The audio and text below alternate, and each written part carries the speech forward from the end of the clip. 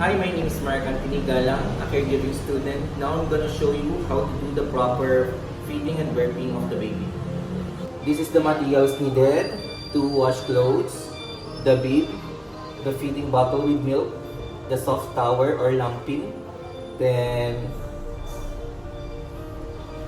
wear your apron,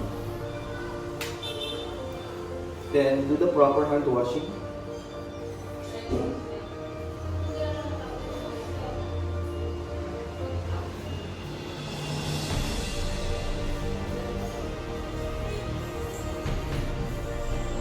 Then check the temperature of the milk by dropping on your wrist. And put wash clothes on your shoulder. Put the bib and secure.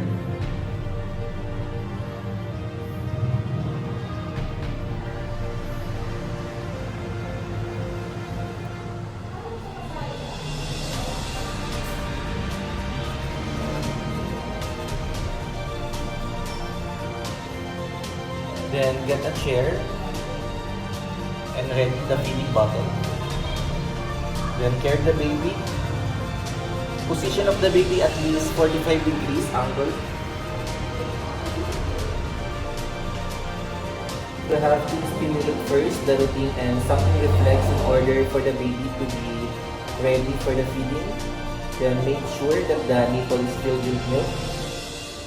Let the baby finish the 1 ounce.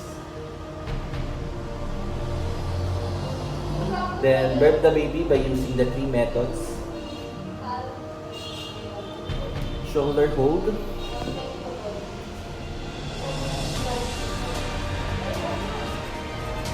forward hold, across the lump until the baby burps. Let the baby finish 1 ounce of the milk and make sure that the nipple is filled with milk, and don't let the bottle be empty to avoid sucking the air. Then burp the baby again using the 3 methods. Shoulder hold,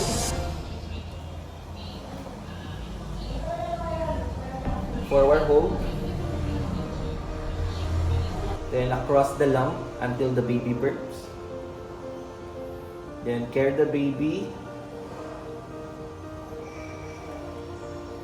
and with cradle hold, wipe the excess milk. Then bring the baby to the crib.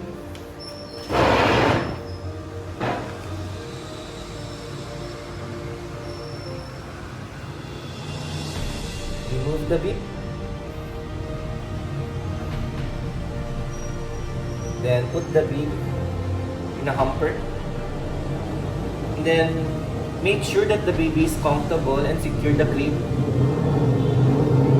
And do the post-care, document everything, and endorse.